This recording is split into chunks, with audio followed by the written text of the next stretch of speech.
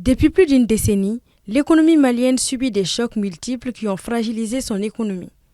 Hier mardi, une délégation du Conseil national du patronat du Mali, conduite par son président Mossadegh Bally, a présenté plusieurs pistes de solutions de sortie de crise au président de la transition, le colonel Assimi Goïta.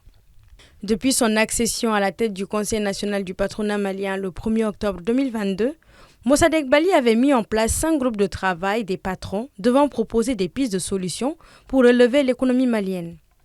Ces travaux étaient axés sur les 5 facteurs de compétitivité d'une économie, à savoir l'énergie, les ressources humaines, les infrastructures, la fiscalité et le financement.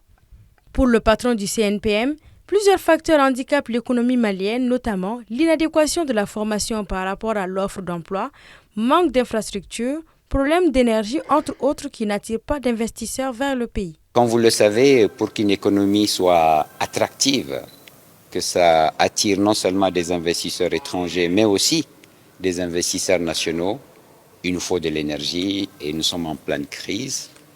Il nous faut des jeunes qui ont la bonne formation. Nous avons des formations qui ne sont pas du tout en adéquation avec les emplois que créent nos entreprises. Il nous faut des infrastructures.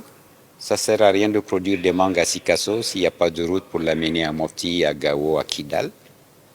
Il nous faut une fiscalité bien répartie. Ainsi, les patrons penchent vers une solution axée sur la fiscalité répartie et l'attractivité de l'économie nationale. Mossadegh Bally a affirmé qu'il s'est vu au Mali une injustice fiscale caractérisée par le fait que ce soit 10% des entreprises maliennes qui paient 90% des impôts. Pour lui, l'assiette fiscale doit être élargie dans le domaine du foncier qui n'est pas fiscalisé. Quant à l'attractivité de l'économie nationale, elle est la capacité d'un territoire à attirer des activités nouvelles et des facteurs de production.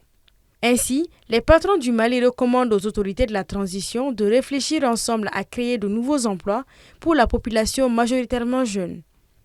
En effet, selon les derniers chiffres de l'Institut national de la statistique, le Mali compte 22 395 489 habitants. 70% de cette population malienne a moins de 21 ans, affirme le président du CNPM, avec un taux de chômage estimé à 6,1% selon l'Instat. Après l'annonce du retrait du Mali, du Niger et du Burkina Faso de la CEDEAO, le chef du gouvernement, Choguel Kokala Maïga, avait rencontré les acteurs du secteur privé, affirmant qu'il fallait mutualiser les intelligences et les ressources. À noter que le CNPM doit également examiner et analyser avec professionnalisme et attention les conséquences de cette sortie du Mali de la CEDEAO et communiquer les conclusions au gouvernement à cet effet.